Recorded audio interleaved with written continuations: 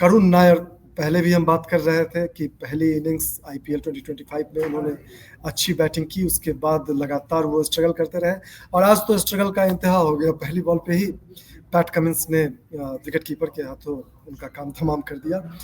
तो ये एक कहीं ना कहीं एक अलार्मिंग कॉल भी है दिल्ली कैपिटल्स के लिए। अगर ये रियली चाहते हैं कि प्लेऑफ की रेस में बने रहें और कुछ बेहतर पॉइंट्स और लेके आए, तो ज़रूरी है कि उनके बैटर्स स्पेशली करुण नायर इस मौके पे को भुनाना सीखें, क्योंकि लगातार वो फेल हो रहे हैं।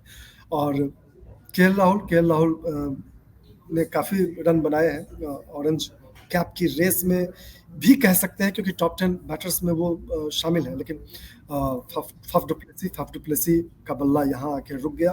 तो टॉप ऑर्डर जिस तरीके से एक ही गेंदबाज की भेंट चढ़ गया, उसे देखते हुए अमर लगता है कि ये एक खतरे की घंटी हो सकती है दिल्ली कैपिटल्स के लिए। I think I would just like to add regarding Karun Nair's dismissal that I think credit also needs to be given to Cummins and the kind of delivery he had bowled, because it was a really good one, and I think it could have been beaten the best of batters. So I think credit also needs to go to Cummins there, and of course, considering that batters will come in with an attacking approach, so you are bound to get some dismissals like we saw today. So yeah, I think it just came collectively all together for Delhi tonight. But yeah, that being said, I think the only concerns for Delhi will be the top order.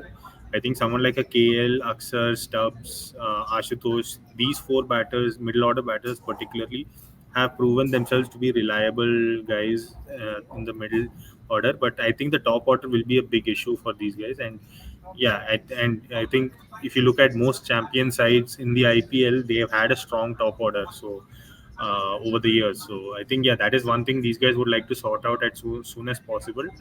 Yeah, but that being said, that has all I would say that has been their only weakness so far. या these are there only weakness so far, और weakness ऊपर से ही शुरू हो जाती है। करुण नायर से से ओपनिंग कराया, ये बहुत ज़्यादा तो सूट कर नहीं रहा ये डिसीजन। दिल्ली कैपिटल्स को सोचना पड़ेगा इस बारे में, करुण नायर को प्लेइंग 11 में रखें या नहीं रखें। अब काफ़ी सिचुएशन जो है वो ऐसा रहा नहीं कि वो कोई रिस्क ले सकते हैं या फिर कोई यहाँ पर एक्सपेरिमेंट कर सकते हैं। तो मुझे लगता है कि करुण नायर को शायद खिलाने के लिए और ज़्यादा बड़ा दिल दिखाना पड़ेगा अक्षर पटेल को, और इतनी मजबूती के साथ वो करुण नायर को अब तक खिलाते रहे हैं, तो डिसअपॉइंटमेंट तो ज़रूर हुआ होगा। केएल राहुल नंबर 4 पे बैटिंग करने आए। मैं केएल राहुल के बारे में भी थोड़ी सी बात करना चाहूँगा अमर।